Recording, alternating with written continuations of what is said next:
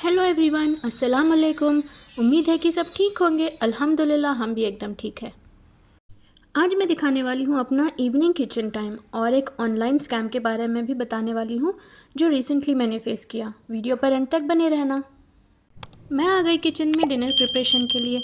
मैंने सोचा आज कोई अच्छी डिश बनाते हैं चिकन को यूज़ करके। मैंने मंगाया था फ्रेश चिकन और तैयारी स्टार्ट कर ली। सबसे पहले मैंने जिंजर और गार्लिक को पील ऑफ किया, ग्राइंड किया और फ्रेश पेस्ट बनाकर होल्ड में रख लिया। फिर थोड़े से टमाटर फाइनली क्लीन करके कट कर लिया। कट किए हुए टमाटरों को जार में लिया। फिर उसी जार में मैंने ऐड किया थोड़ा सा घर पर बना हुआ फ्रेश दही। थोड़ा सा दही बचाकर रखा इन द सेम मग ताकि मैं दोबारा से वार्म मिल्क ऐड कर सकूं फिर दही बनने के लिए। ऐसा मैं एवरी डे बना लेती हूँ और ऑल्टरनेट डेज में कप चेंज कर लेती हूँ ताकि घर में दही हमेशा मौजूद रहे। फिर मैंने इन दोनों को ग्राइंड करके साइड में रख लिया। इसको मैं यूज़ करने वाली हूँ चिकन ग्रेवी में, जो ग्रेवी को थोड़ा सा खट्टा वाला फ्लेवर देगा और टेस्ट को एनहांस करेगा। चिकन को फाइनली क्लीन करके मैंने लिड से कवर करके रख लिया था, जिसमें मैं ऐड करती हूँ थोड़ी देर पहले बनाया हुआ जिंजर गार्लिक पेस्ट। फिर मैं ऐड करती हूँ थोड़ा सा नमक, थोड़ी सी हल्दी और थोड़ी सी लाल मिर्च। बड़े परफेक्शन के साथ लोग बनाते हैं चिकन ग्रेवी, अलग अलग इंग्रेडिएंट्स को यूज़ करके। टेस्ट भी उनका वैसे ही निखर कर आता है, पर जब मैं बनाती हूँ चिकन ग्रेवी बस बेसिक इंग्रेडिएंट्स को यूज़ करती हूँ। मुझे और मेरी फैमिली को यही पसंद आता है। वैसे तो हम सारी लेडीज़ अपनी अपनी फैमिलीज़ की पसंद को, उनके टेस्ट को ध्यान में रखते हुए कुकिंग करती है, उसी हिसाब से घर भी चलाती है ना। बड़ी अच्छी बात। मैरिनेटेड चिकन को साइड में रखते हुए मैंने लिया दही वाला कप और उसमें ऐड किया लूक वार्म मिल्क, जो यहाँ हर दिन सुबह सुबह फ्रेशली मिल जाता है अल्हम्दुलिल्लाह, जिससे फैमिली मेम्बर्स के लिए 2 चाय का इंतज़ाम हो जाता है, फ्रेश दही बन जाता है और मंथली ट्वाइस घी भी बन जाता है। और एवरीबडी नोज़ कि घी हेल्थ के लिए कितना अच्छा होता है, खास करके बच्चों की सेहत के लिए।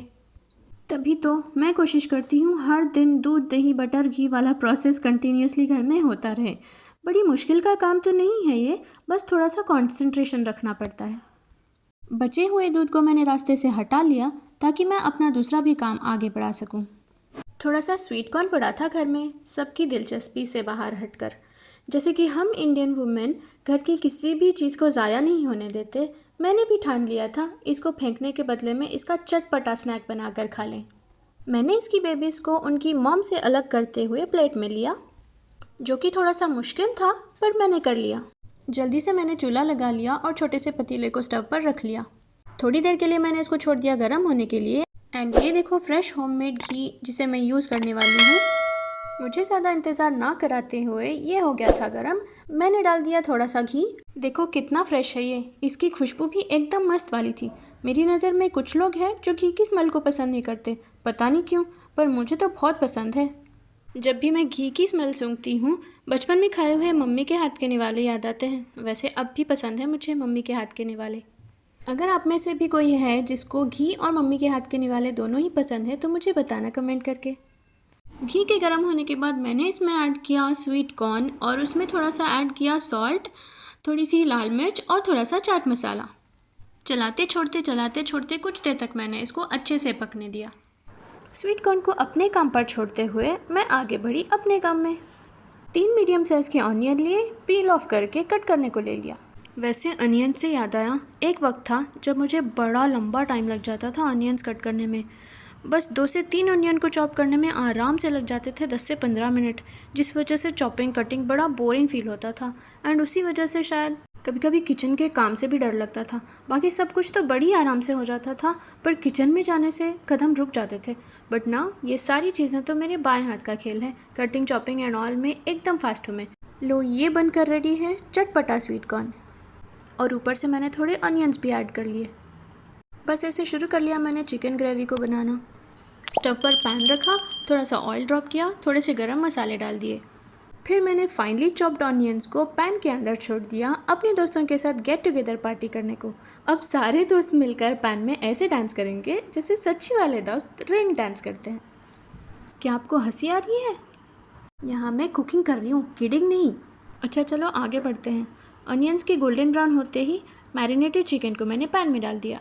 अच्छा दोस्तों, मैंने बोला था कि मुझे ऑनलाइन स्कैम वाली स्टोरी भी शेयर करनी है। स्टोरी थोड़ी लंबी है इसलिए फास्ट बोलूँगी, सुन लेना।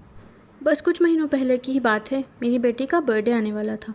She is my only child. तो उसके हर बर्थडे पर उससे ज़्यादा एक्साइटमेंट मुझे फ़ील होती है।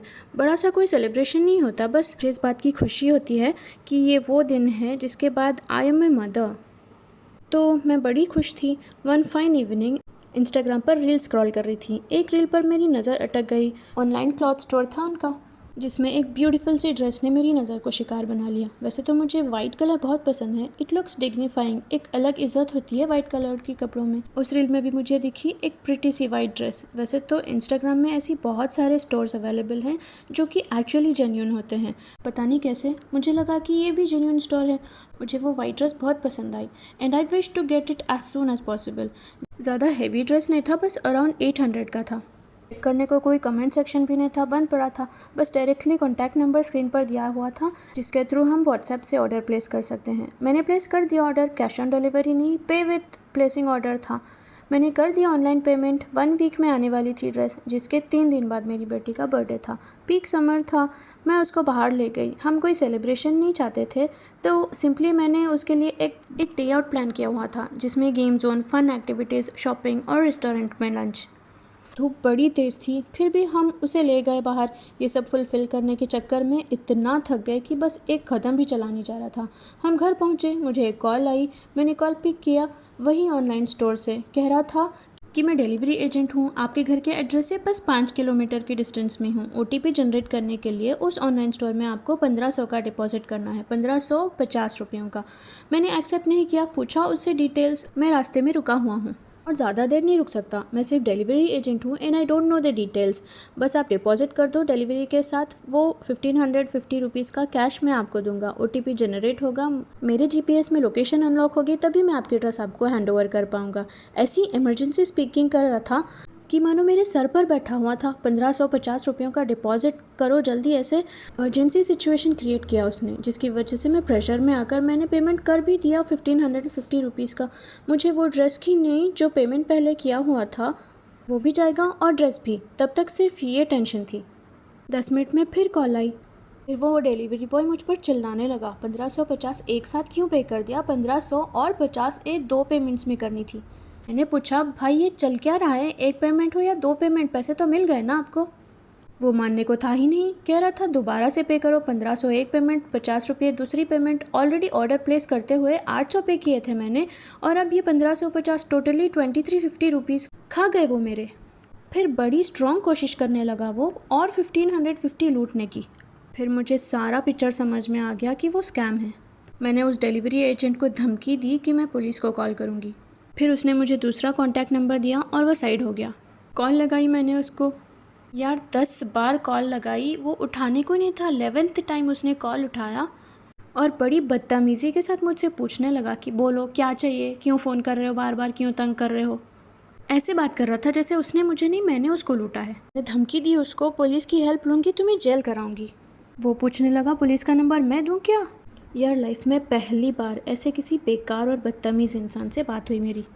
डायरेक्टली कह दिया उसने कि वो लोगों को लूट रहे हैं। यार रोना आ गया मुझे।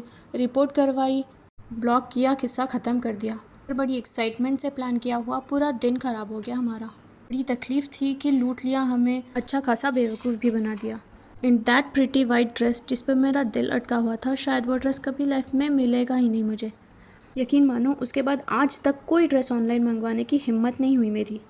जब भी शॉपिंग करनी होती है आराम से अवेलेबल स्टोर्स पर जाते हैं, size, quality and all check करते हैं और सुकून से घर वापस आते हैं। पूरी लाइफ के लिए एक अच्छा सीख मिल गया मुझे। इनोसेंट पीपल को लूटने वाला कभी भी कहीं भी हो सकता है, जिसको कोई सेल्फ रिस्पेक्ट नहीं होता। बस हमें चाहिए कि हम खुद को हमेशा अलर्ट रखें। Let's have a look on this cup of fresh दही एंड मेरी तरह आप भी रिलैक्स हो जाओ। चलिए फिर मिलते हैं, तब तक के लिए खुश रहना, मुस्कुराते रहना, दिल की खामोशियों में सुकून को फिल करना और मेरी दिल की खामोशियों में सब्सक्राइब्स को फिल करना। Thanks for watching. अल्लाह हाफिज़।